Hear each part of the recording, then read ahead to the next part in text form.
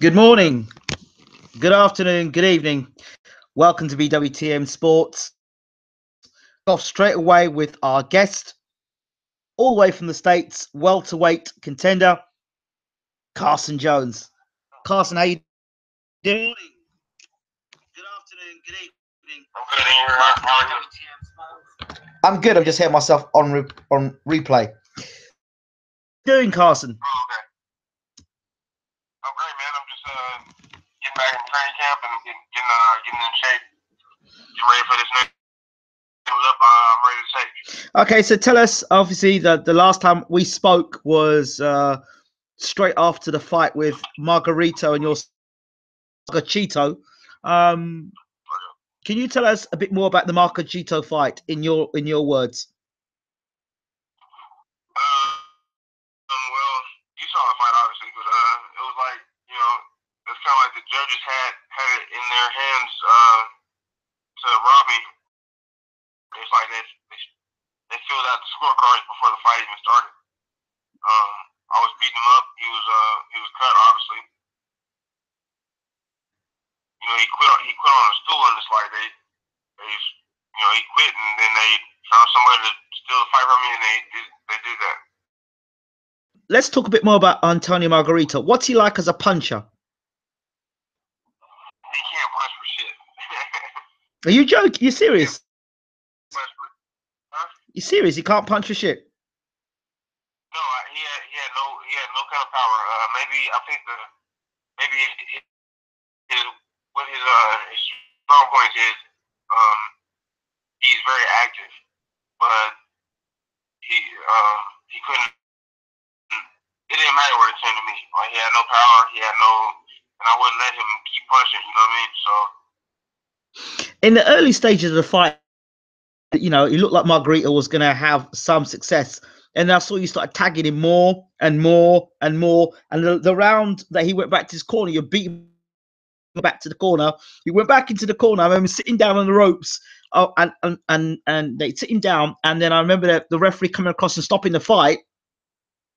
And then the next minute, I see my man standing up like he's won the fight and he's got his arms in the air and he's smiling. I'm like, hold on, you just got stopped. You just got stopped. Waved it off, and then you've got up and you've got your hands in the air and then going to the scorecard for the cut. Why was that? you know what? That has to be some sort of some Mexico BS because only in Mexico do you lose a fight, then you fucking stand up and put your hands up, think you won. I couldn't believe it. I was just like, what the hell just happened to me? But it was a highway robbery without no guns, pretty much. Well, at least they say. Go ahead. It's a black boxing. It's a black to my family because I could have got a big paycheck after this. Margarito paycheck was decent, but I could have got a fat. Now I got to go back to the drawing board and try to figure out what I'm gonna do next. Hopefully we get a rematch, but I got it out there. Now, lots of things to consider. Most after the fight, the protest. What did you do in terms of getting a protest on? You said what? Protesting. To get. Listen, we're in Mexico, so that wasn't gonna happen to me. I mean, that wasn't gonna be able to. They're not gonna overturn in a decision over in Mexico. So we didn't even file an appeal. The commission they didn't respond back, so it is what it is. I can't do anything about it. We knew what we were walking into when we went over there. I just didn't think they were gonna steal a fight from me like that. That was kind of ridiculous. I talked to Abel Sanchez about it, and he wasn't surprised in the slightest. I mean, you must have known you were going to get job one way or the other going to Mexico. I'm sorry, say it one more time. I mean, you must have known. I spoke to Abel Sanchez, and he wasn't surprised whatsoever about what happened to you. You must have known going to America, they were going to do. Going to Mexico, they were going to do that to you. Yeah, they were in this. I mean, I just didn't think they were in. That shit surprised even me. I mean, I knew they were gonna try to rob me. I figured it was gonna be like on some points. He couldn't even sit. He couldn't even stand up in certain rounds to get back to the fight. So I'm sitting there like, wow, he can't continue, but yet he finds a way to quit, and they still find a way to give it to him. That's just that. It took rocket science to figure that. Now you tell me something here. I call him Margarito, and I'll never forget what happened with him and Mosley, and him with him and Cotto. Now, go ahead. Yeah, he's got the nerve to turn around and say of Cotto ahead of Ali. He doesn't deserve anything. The only thing he deserves is because I'm that guy. But you know what's crazy is because the cheating he did, all the cheating he did, but before the fight we were actually given the 8-ounce gloves instead of 10-ounce gloves, and I thought that was gonna be a whole big deal, but fortunately, it was an accident. So hopefully I can get a rematch in February in Tucson, Arizona, and we go from there. So what else is on the card? Is that you slipped into the top 10, I believe, of the welterweight division? The top 10? I think so. It's a top 10 or top 10 or top 15, something like that. Sure, I usually don't pay attention. I just be chilling, but hopefully I can get I want to go back to England, get a big fight. Okay. Get a big fat paycheck. See what I know Sam Addington just lost, so I can't fight him. You want to try? Amir Khan. He's looking for a comeback fight. I will fight him any day of the week. That's guaranteed. Like $250,000. I'm ready. I'm ready. So, well, man, you need listen. You need to be talking some crap. I spoke to another welterweight the other day. His name is Ray Robinson. No, is he's a welterweight. He's out of Philadelphia. Have you heard of him? Is he Sugar? His name's Ray Robinson. Is he like Sugar Ray Robinson's uncle or something? No, I don't know. I don't know. But his name's just Ray Robinson. And he's. I never heard of him. Well, he came on our chat. He said, "I beat the shit out of Danny Garcia, and he's a disgrace." So he's come on the channel and he's talked some sack. He says, I beat the shit out of Danny Garcia every time I spar with him. And the only time I let him beat me is because I feel sorry for him. Because 9 out of 10 times you beat the shit, you feel sorry for him. So the 10th time you go easy on him. Yeah, well, I never go easy on anybody at first. So I don't know what people are lying his ass off, but he can do that too. Whoever wants it in the welterweight division or a junior. Well, you've got what fighters can you have? What fighters would you like to fight in the UK? Let's call some names. You've had Amir Khan, Frankie Gavin's on the. Who else? Amir Khan. I want Amir Khan. That would be an amazing fight. Why would you? Apart from the money, do you think you could beat Amir Khan? I think I could beat everybody. What you mean? I never go into a fight thinking I can lose. I'm just confident. You know what I mean? All right then. Well, okay. I'm just super confident. Khan is a comeback fight. Khan wants a comeback fight. He's looking for an easy fight back into the welterweight division. He's trying to ease himself back up. I mean, why should you be the guy that Khan should fight next? You said, why should I be the guy? Yeah. Well, because I have a big name in England. I'm pretty much known just as well as Amir Khan, and just was.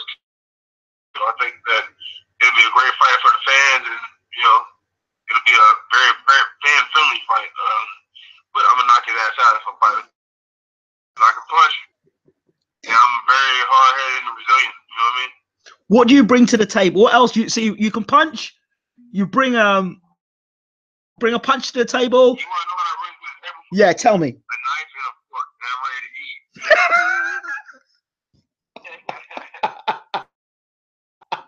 So how hungry are you? There's a lot of hungry guys in America. So how hungry are you? I'm starving. So I want to get back in there with the best. Even if Kell Brook wanted a third fight, Amir would be ideal because he hadn't fought in a while. But I'm ready for whoever. What are interested in fighting what's his name, Brian Rose again, or is that done? A little higher up in weight, but yeah, whoever brings the money, man, I'm trying to make some cash. Okay. I don't have much longer, like I said, I don't have much longer left in this business. To be honest, but I'm trying to get paid. So what's Eddie got? Has Eddie got anything in the pipeline for you? Do you know? He has actually, believe it or not, I talked to Eddie the other day. I was on the phone with one of my friends. She's over in England with y'all. Okay. Her name's Morgan Farrell, and she's trying to make it happen over there. But Eddie, and I was like, "Who do you have for me, bro?" This is before Eddington lost, and he said he had a few guys. So who knows, man? And I mean, it could have been just talk, but who knows? It could have been real. So we'll see. Eggington's moved up to 154 now, so he's no longer in that division. Oh, well, damn, let's make that shit. Let's make that fight immediately. At 154? Damn, Eggington, I want you. I hope you're listening. But he just came off a bad loss. Do you really think he's going to want to fight you now after that loss? It don't matter. I got 12 losses. I want to fight. I'm trying to get paid. Let's get that money. So Eggington, Khan, Brook a rematch. Brad. Hey, I'll fight Bradley Skeet, Eggington, and Khan in the same night. Really? Fuck yeah. Okay, fair enough. So you fight those guys. And anybody in America you want to fight? Any guys in America? Why don't you get yourself close, Carson? Man, I don't know. I think I kind of messed up my voice shot. My outside activities that I want to do. Well, it is what it is. But the thing is, Carson, let's be honest. I mean, everyone knows you didn't. So you didn't get chinned, you didn't get knocked out, you didn't get brutally knocked out or knocked for the ropes or knocked out the ring or get beaten up. It didn't happen. You were beaten up. You stopped him. He retired in the corner and then he put his hands up and they gave him a decision. So it was a dodgy decision anyway. So how does that stop you moving forward? Because there's like a big piece of cement in front of me and I can't walk nowhere. Just kidding. It really doesn't. I can probably move forward from there, but I mean, it's going to be kind of tough because just although everybody saw that I didn't lose, everybody saw that I lost. You feel me? Like the loss on it. So. Well, you'd like be happy to know that the American media, some well-known media outlets were saying, and particular media writers, boxing media writers, and so-called journalists said that you were losing the fight and Margarito was a comfortable winner.